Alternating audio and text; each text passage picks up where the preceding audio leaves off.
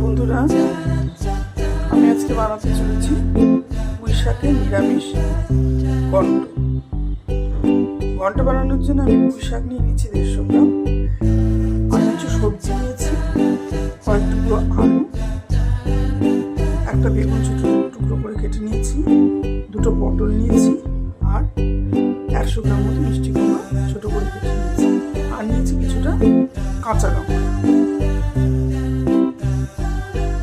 আর এই ঘন্ট বানানোর জন্য আমার যেটা লাগবে সেটা হলো মুগ ডাল। আমি 1 থেকে 1.5 মুঠ মতো মুগ ডাল জলে ভিজিয়ে নিয়েছি, এটা 10 মিনিট মতো ভেজানো রয়েছে। আর মশলা হিসাবে আমার লাগছে, প্রথমে আমি ফোড়নের জন্য 5 ফোড়ন আর শুকনো লঙ্কা নিয়েছি। 5 ফোড়ন আর শুকনো লঙ্কা ফোড়ন দেওয়ার পরে তার মধ্যে কিছুটা আমি হিং নিয়েছি, হিং দিতে হবে।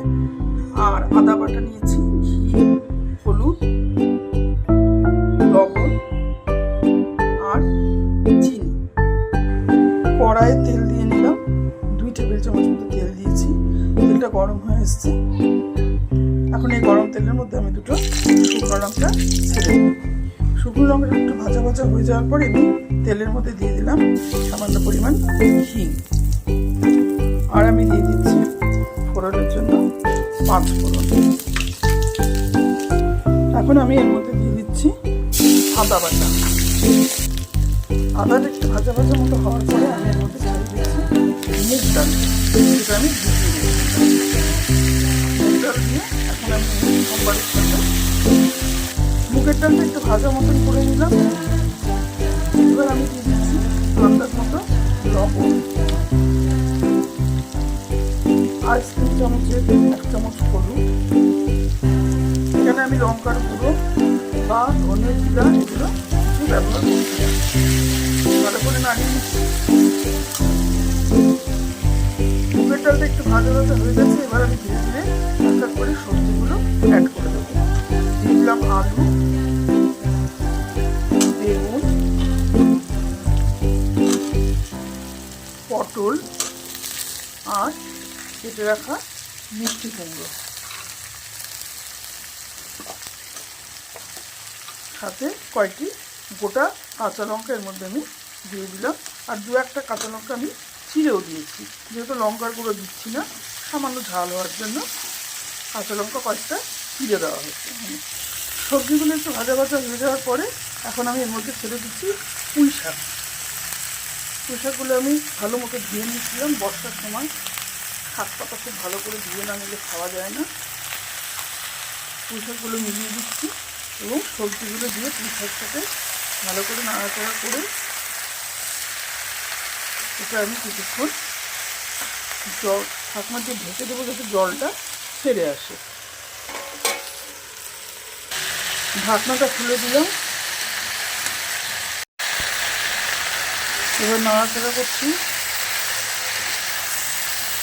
দেখুন পুঁই শাকগুলো অনেকটা জল ছেড়ে দিয়েছে, সবজির সাথে মিশে গেছে। বন্ধুরা, আমার ভিডিও কোয়ালিটি হয়তো খুব একটা ভালো নয়, কারণ ভিডিও এখনই এডিটিং করা শিখে উঠতে পারিনি।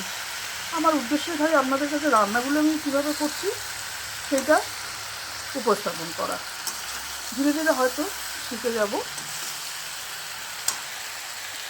সবজিগুলো মজে এসছে, মুগ ডালটাও ভালো মতো একটু ভাজা ভাজা হয়ে গেছে আর সবজির সাথে মিশেও গেছে।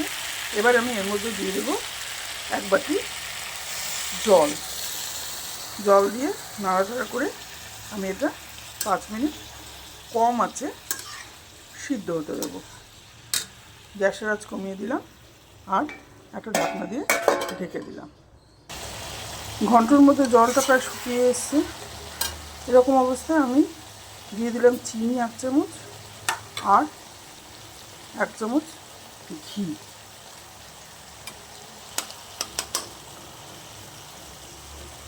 এবার ভালো করে নাড়াচাড়া করে ঘিয়ের সাথে মিশিয়ে নিলাম। এটা আরও 5 মিনিট হতে দেবো, চিনিটা সবজির সাথে বিদ্ধ হয়ে যাওয়ার জন্য। রান্নাটা আমার হয়ে এসছে। এবার এটা আমি কড়াইয়ের মধ্যে 2-1 মিনিট রেখে দেবো গ্যাসটা বন্ধ করে। তারপরে এটা আমি নামিয়ে ফেলবো একটা সার্ভিং বলে।